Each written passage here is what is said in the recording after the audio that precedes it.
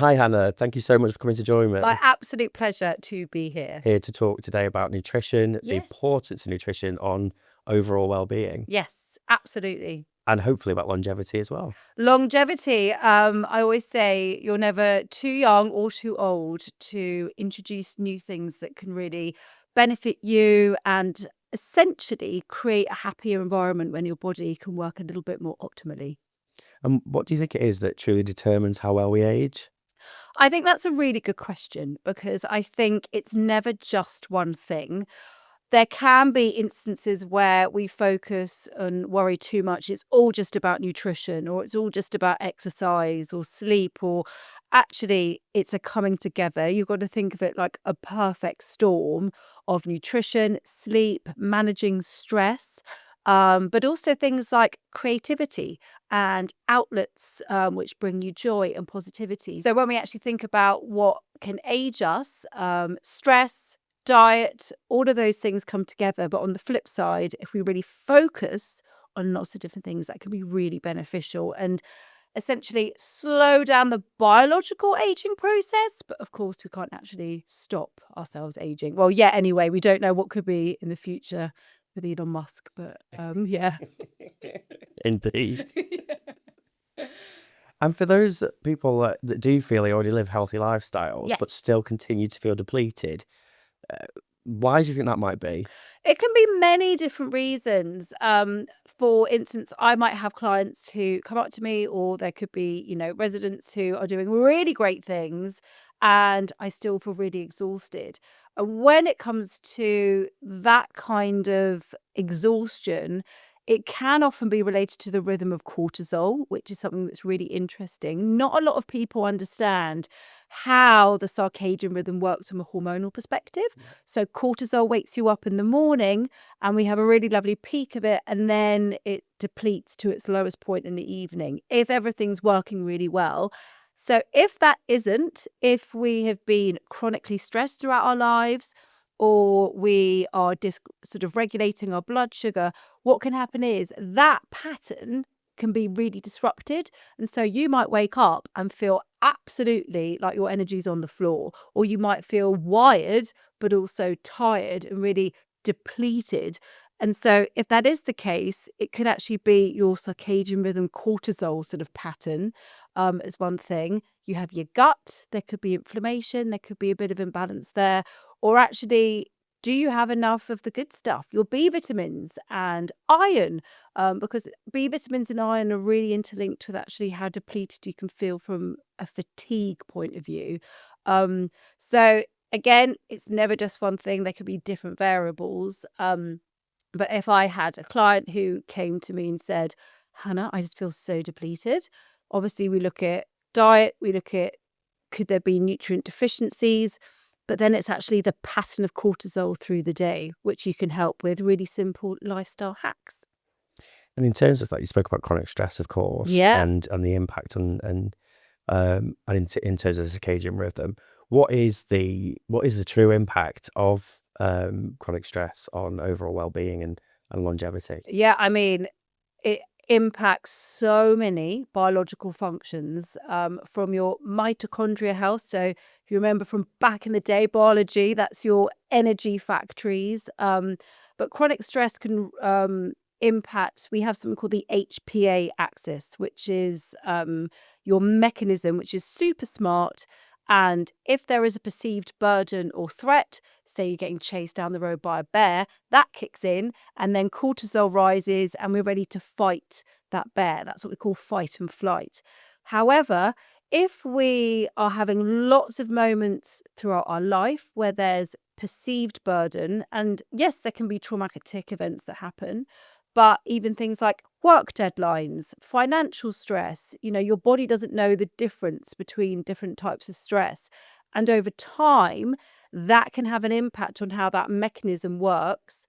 And your baseline cortisol doesn't go down to where it should. And so we're chronically stressed. It's like a drip feed. That can impact how we deal with glucose, how we store fat. It can drive inflammation, and it can impact things like your muscles. So you can have actually, if we have chronic stress, your muscles can start to break down. And so if we're looking at those later stages in life when muscle mass is so important, getting out of a chair, going for a walk outside, the impacts can be really far reaching actually with chronic stress. But not to be all doom and gloom about it, because there are lots of things we can do to actually really combat those things. And it's about trying to get that baseline cortisol down, which you can do with the help of diet and doing lots of positive things and actually doing stuff throughout the day that goes in line with where cortisol should be, in terms of circadian rhythm. So if you've had a life where there's been, say, trauma or things like post-traumatic stress, you will be way more susceptible for things to dysfunction in terms of how they're running. So it's really important we do things in the morning where we essentially remind the body it is the morning, opening the blinds, getting daylight through the window, going for a walk outside, eating breakfast within 90 minutes of waking up. And those things can start to sort of counteract chronic stress and then get everything back to a nice baseline. And that's stuff you can do in your 90s and when you're 19. So, yeah. So I was going to ask that a little bit more actually. So if you are somebody in later life that Yeah. thinks I want to make some kind of a change to make myself feel better, are there any key tips that you would give for those people to try and start that journey? Yeah, absolutely. I always say start in the morning because there's no better place to start. And otherwise, it can feel sometimes overwhelming if you're trying to overhaul the entire day. And so, getting out of bed, opening the blinds, making your bed is a really great thing to do psychologically, but we want to have daylight hit the back of the retina as soon as possible, because your body is only ever as good as the clues that you give it. It's a bit like if I landed in LA tomorrow, your body will be like, I don't know what time it is. And then after about a day or so, you go back into that rhythm. So it's like we have to remind the body what time zone it's in. So waking up, getting that daylight in as soon as possible, and then not going until 10 or 11 till having your breakfast. We want to have breakfast within 90 minutes of eating. Otherwise, for your body, that could signal, oh, that's a bit stressful. It's famine round the corner. Or we have a dip, what we call blood glucose levels. So in the morning, you could feel a bit dizzy. You might have sort of what we call hypo sort of glycemic moment where your blood sugar goes low. So just thinking, wake up, get out of bed, make the bed, and make sure we're having something to eat. No coffee on an empty tummy. And the reason being is that can be like sort of fuel on the fire in the morning. Nothing wrong with coffee. We know actually from research it can be really good for dementia and Alzheimer's later in life and mental sort of mental support there. But having on an empty tummy, it's just a stimulant on a nervous system. And it's like whoever turns up to the party first has VIP access to everything. And so if coffee is turning up, it can actually be a little bit disruptive, particularly if there's chronic stress. So breakfast, then your coffee, and then it's actually thinking about doing stuff with your hands, crafts, creativity, anything which sort of we know that doing more stuff with your hands, so puzzles or drawing or gardening, how amazing that can be for stress. And making sure that we have sort of a pocket full of positivity in that morning. And then when it comes to actually from a nutritional point of view, making sure that your breakfast has got protein in it. Because if it's just verging on the cereal or just porridge on its own, what can happen is that can cause what we call a glucose spike, because there's just a little bit too much glucose in this system at any one time, which can set the alarm off for insulin and so forth. I can go into that if you want me to, into a little bit more detail. Yes, please. Yeah, sure. Okay, so if we're looking at breakfast or any meal, when we eat a food, we break that down into a currency so we can spend it in the body. And so we have protein, we have carbohydrates and fats. Those are your macros. If we have too much carbohydrate at any one time, let's say a piece of toast with jam, a bowl of porridge, or some cornflakes, that is comprised of starch bonds. So carbohydrates, which are starch bonds, and then we eat it, and then we break that food down into teeny tiny pieces, and those are glucose molecules. The same glucose molecules from a piece of toast will end up the same from a Mars bar, from a donut. It's all the same stuff. It's a glucose molecule. And I'm not also demonizing a piece of toast, because I love a little piece of sourdough now and again. But just for the context of explaining blood sugar regulation, it's just really important to understand that if we have too much glucose entering into the system, what happens is that glucose ends up in your bloodstream. And that's where it's meant to go, because we use that for energy, and your brain only functions on glucose unless you're in something called a state of ketosis. And so we have a flood of glucose, and because too much is entered into that bloodstream, think of it like an alarm is being set off. And then the alarm gets set off because too much sugar in your bloodstream. It's like, imagine caramel up a pipe. It's really sticky and horrible. So it's dangerous. We want to get rid of it. So there's this really smart mechanism where the pancreas releases insulin. And that's a hormone that comes along and it takes that glucose out of the bloodstream because it's set the alarm off. And then we store some in your muscles, we store some in your liver, and then we store the rest as fat, particularly around the middle. And because insulin is so good at what it does, it gets rid of all of the glucose. So it doesn't leave a nice steady amount in there for us to use for energy and for brain function. And so we have that spike, and then it can go doom. And that's, 10 p.m. if you had your breakfast, the 11s is when you're like, oh, I could do with a biscuit. Oh, like, why have I walked into this room? When you're sort of feeling like a little bit sort of brain foggy, that is very much related to blood sugar regulation. And so the importance of keeping it stable and not setting that alarm off is really important. And that's where protein and fat can come in, because fat and protein are way more work for your body to break down. We're so efficient at breaking down carbs. Happens really easily, really quickly. And the simpler the carb, so like white, squidgy, bacon butty bread versus a dark, gnarly rye, that's going to break down. Think of it like cutting up fabric. It's just harder to break down. And so actually, if we had that toast with a piece of jam, but we actually reimagined it to 2 poached eggs, even a bit of bacon, your body's breaking down protein and fat, which takes way more energy. So it does it slower. That glucose from the bread gets released slower because your body's multitasking.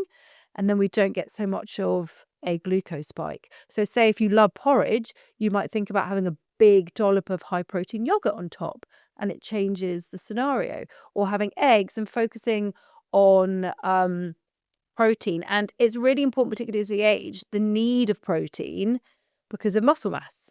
And muscle mass is super, super important.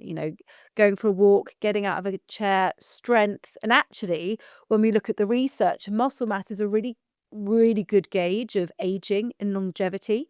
And as women, from a postmenopausal point of view, because of the sort of low levels of estrogen, muscle mass starts to deplete quite rapidly.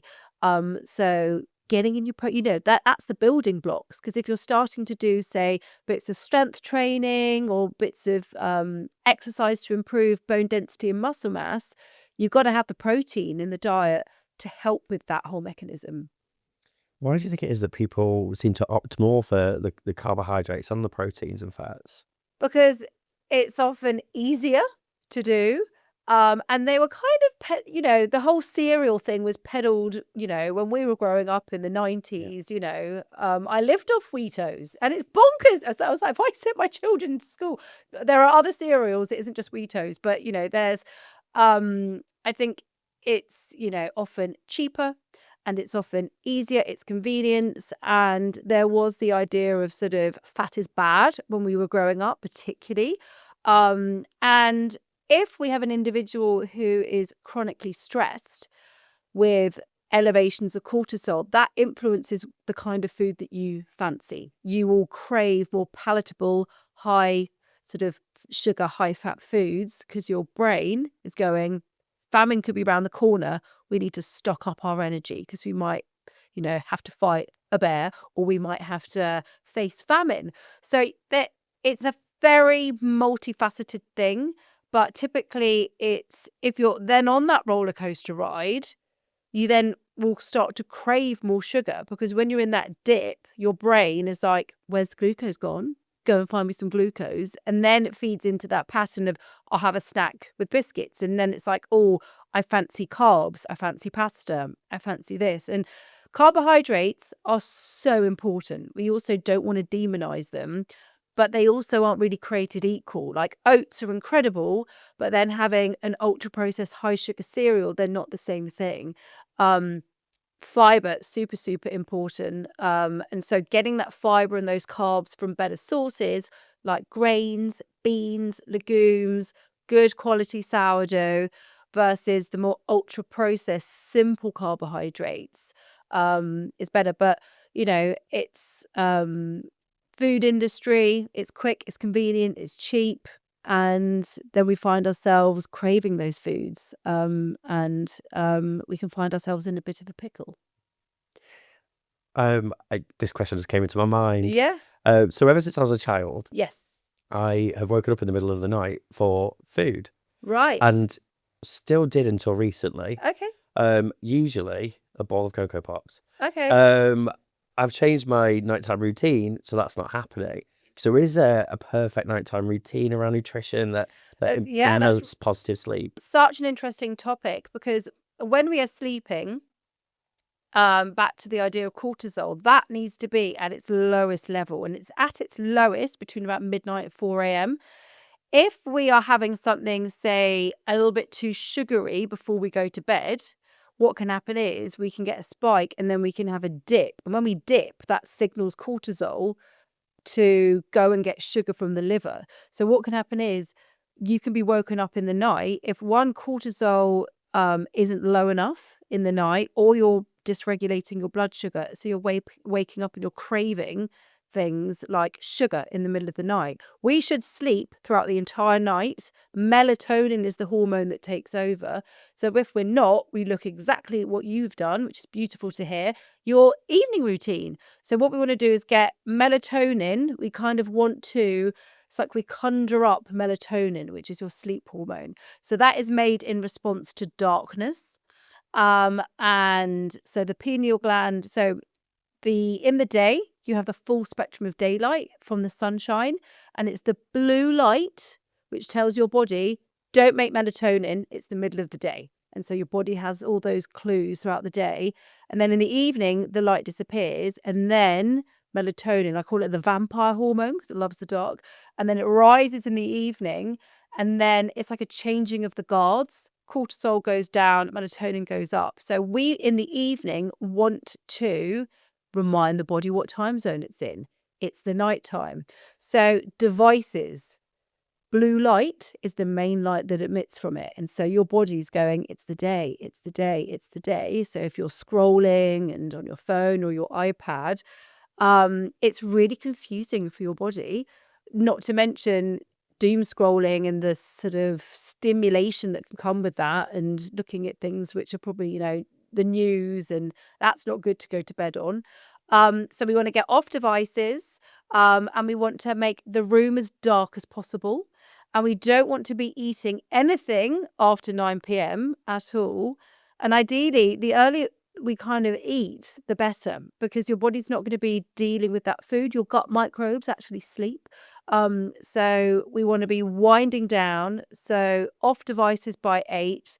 And then actually doing something calming, breath work, meditation, reading. And if you are watching something, you're better off doing it from a telly than right up to your face. And I do not, there is no snobbery here. I love a bit of reality TV to switch off in the evening. Like, as long as that is, you're being taken out from the moment, it's still a form of mindfulness. So whatever floats your boat, but just don't do it right up to your face. But you can actually get blue sort of filters to put on phones and things like that.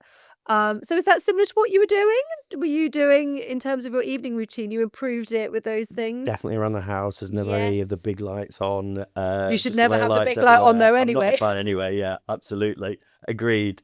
Um, that's a bit of an argument that I have with my partner. Right. Yeah. But yeah, so lots of the right kind of lighting in the house, Yes. going to bed at a reasonable time, Yeah. Yeah. not doing the scrolling, those kind of Yeah. things. Yeah. Yeah. And, I think it's that wind down is so important. If we think of an evening routine for a young child, how intense it is, the wind down, just because we're getting older doesn't mean we don't deserve the same kind of thing. Baths are incredible. Epsom salts and magnesium to add into baths. And for any who find it difficult to have a bath in terms of a mobility side of things, foot soaks.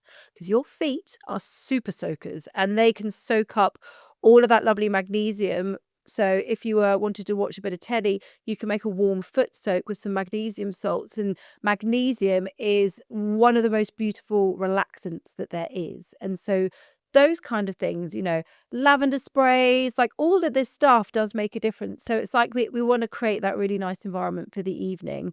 And then the one thing from a nutritional point of view is we do not want to be hitting off that alarm with blood sugar regulation before bed, because that sets off this pattern while you're sleeping. And that's why, so if you're waking up in the night, it's either blood sugar regulation, you haven't made enough melatonin and it runs out, and then you start to wake up and then that cortisol pattern's dysregulated, or you're running with chronically high cortisol. So those are the sort of the things involved.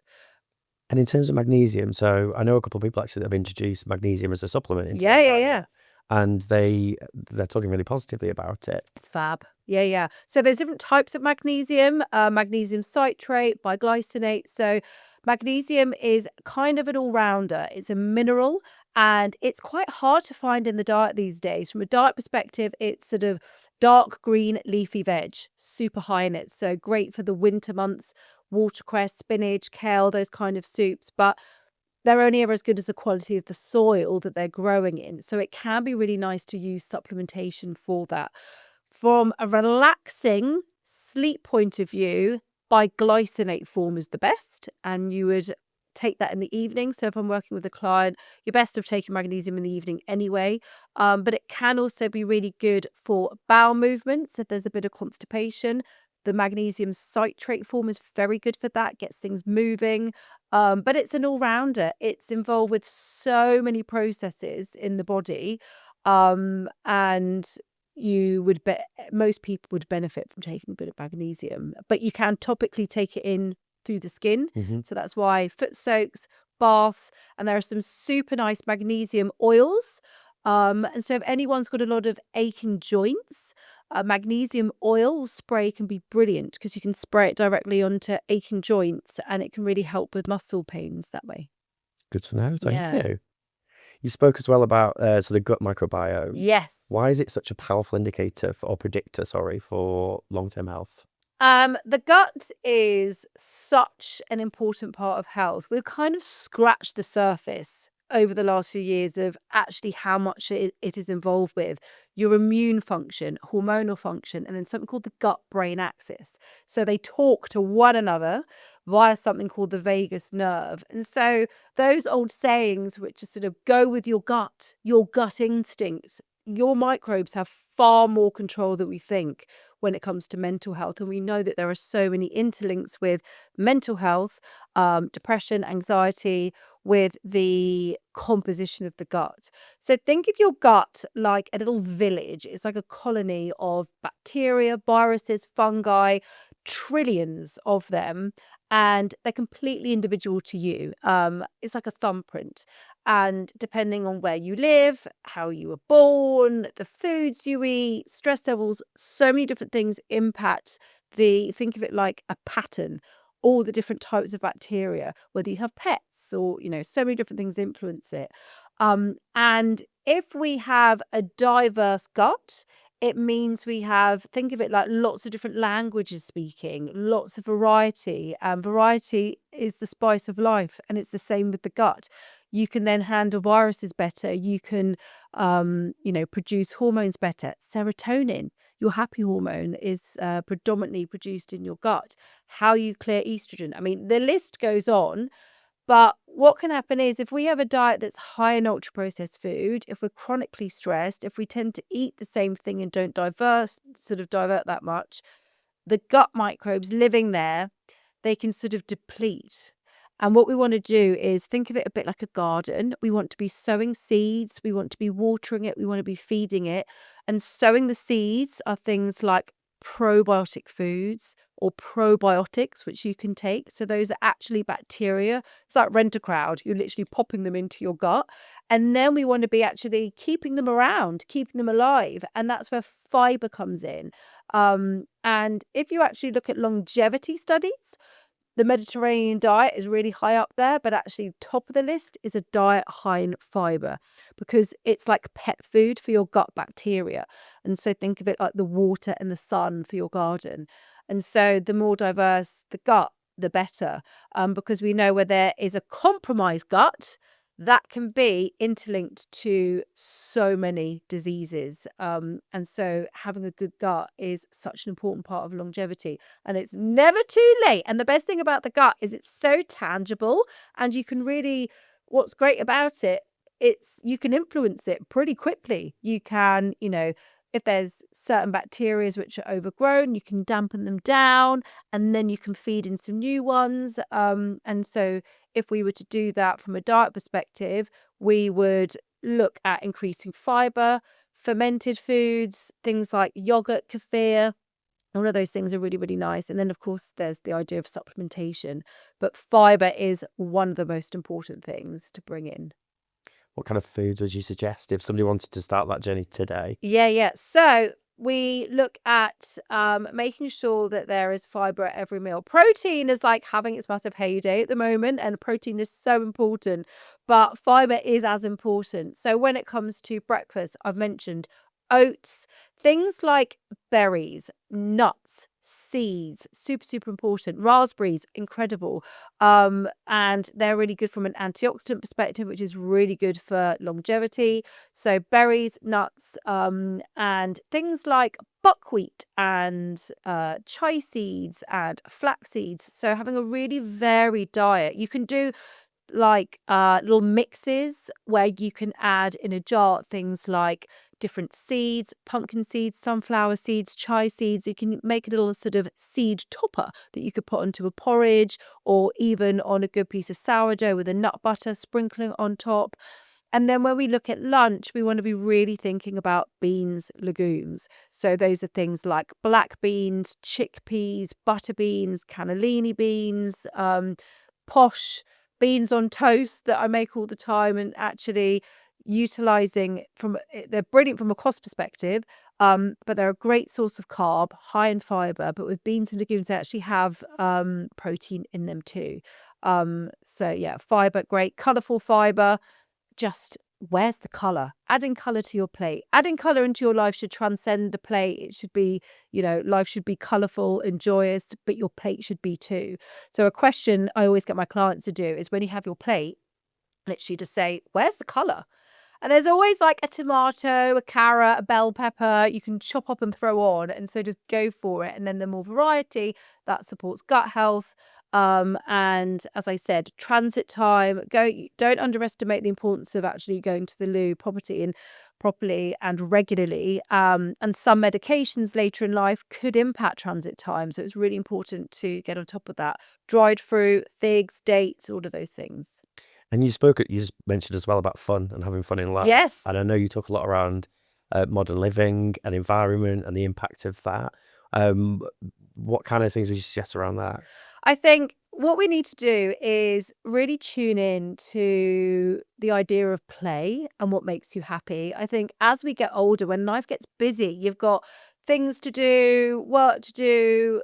The one thing that we are encouraged so much as children is play, exploration. And it's something that I really think it's really important that we rediscover. What floats your boat might not float mine. And actually, being cringe and going for what you love to do is actually one of the best pieces of advice. If you love line dancing, do line dancing. If it's crochet, knitting, or whatever it may be, the idea of actually prioritizing time for you that brings you joy art galleries, seeing movies, all of those things, music and the power of music. I say it's as important as eating your vegetables. I love disco dancing and I do it in my kitchen. I wish I could go out more. But with the young children, it's not, quite conducive at the time. But, just putting music on in your room, buying yourself fresh flowers. Those are the little things that are so important, because when you don't put yourself at the top of the pile, that's when we don't have those moments where your body thinks it's safe. And so when it comes to chronic stress, that's such a big topic. And if someone says stress less, that's literally helped no one in the history of humanity ever. So it's not about trying to necessarily stress less. What we actually want to do is change the narrative for the body. And you can do this at any age. And that is by having moments throughout the day when you remind your nervous system that you're safe and you're not under threat. Even putting your hand just on your chest in the shower or on a walk and literally saying, I'm safe, I'm happy, I'm grateful, that suddenly the body goes, oh, I'm okay. And it's like we're having to kind of change the narrative, because we can't change the way of the world. Bad things happen, stress happens, there are challenging times. But if we can throughout the day have little moments where we just go, I'm safe, I'm happy, and that could be in the form of dancing, creativity, doing fun things, the body starts to believe you. And then that baseline of cortisol comes down. And then what we actually end up doing is building what we call stress resilience. So when the actual curveballs come in, you can deal with it better. And that's why doing the fun stuff and the joy and all the happy things, it's so important for long-term happiness, of course, but actually from a health perspective, being kind, that boosts oxytocin. So oxytocin is that love and bonding hormone. When you have a newborn baby on your chest, you hug a loved one, you hold hands.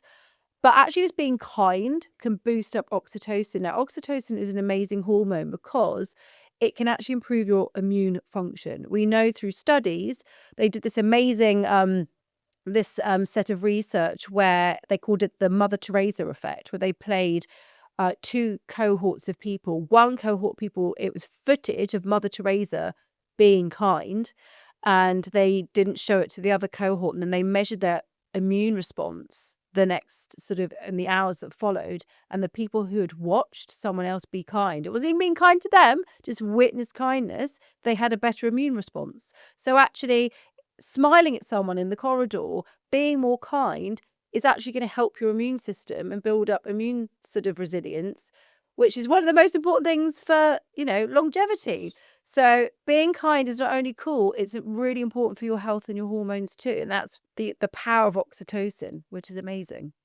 That's wonderful. Yeah. So, what are endocrine disruptors in a really simplistic format? So literally what it says on the tin, they disrupt the endocrine system. Endocrine system means your hormonal system. So these are often what we call forever chemicals, or PFAS. These are chemicals that mimic or block hormones. So you can find these everywhere. Plastics, microplastics, non-stick, water repellent, perfumes, cleaning products, you name it. It gets a bit petrifying when you start reeling them all off.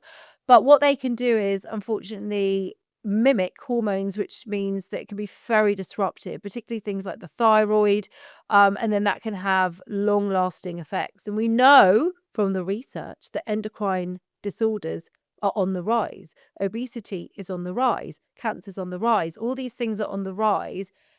And our hormones haven't mutated over the last few thousand years. It's everything around us has. And they've got a lot to answer for. And everyone will have forever chemicals in them. And the reason we call them forever chemicals is they're such a structure that it's near impossible for them to break down. So they're just going to be there forever. And unfortunately, a lot of these chemicals can be very detrimental, particularly things like the whole Teflon non-stick pan. And so simple things you can do in the home to make swaps, because you can't live under a rock. You know, I'm not going to stop wearing my sort of diptyque perfume, but you've got to make those choices where you can. And there are lots of things you can do in the home that can help reduce the exposure. So things like picking stainless steel water bottles over plastic ones. The same thing for putting food in glass containers, not plastic. You can, of course, filter your water. The best is to go reverse osmosis. So that's under the sink, because actually a lot of jugs are kind of only going to mainly do limescale fluoride. Those sort of real forever chemicals, they're tiny. So doing things like getting a proper underwater sort of filter system, and then looking what you're spritzing and spraying in the home, like products. So I use a lot of essential oils, and products with those in. So you're just trying to reduce what we call the toxic load, but it can feel a little bit overwhelming. So just do the best you can, pick your battles, because otherwise that in itself becomes stressful. Thank you so much. Yes. I'm going to take so much away from this, Amazing. including coffee not being my VIP for the day. Yeah, have that fashion be late. That's what I'm saying. Yeah, absolutely. For me, taking this away and taking this back to my world of social Yes, care, of course. are there any key hints and tips that you'd give me today to take back into my care homes and to the residents? Absolutely. I think with anyone, what's really important to remember is no matter the age, the body always longs to work more optimally. So it's about creating the best environment to do that. And if it feels a bit overwhelming, take it step by step. And so I think what's really important, what we talked about, is creating an environment where people are able to nurture the circadian rhythm. So in the darker months, things like lamps throughout, some of the residencies where we can emit sort of light in the morning when it's actually dark until 7 if people are up quite early. Having blinds that are proper blackout blinds in nights, so it's really dark, or providing eye masks. And then having protein available at your breakfast and lots of fibre, and just really thinking about adding more variety. It should never be about what you're taking away and restriction. It should be actually little moments we can add in to remind the nervous system that it's safe, to support the gut, help balance blood sugar, and really nurture that idea of the circadian rhythm. But of course, have opportunities for people to do joyous, fun things and connecting people, because community and connecting with people, which boosts that oxytocin, is so fabulous for longevity. So those are some of the things I'd suggest. That's wonderful. Thank you so much. My pleasure. Been wonderful to be here. You're awesome, by the way. Oh, I think I can listen to you all day. Good. Thank you.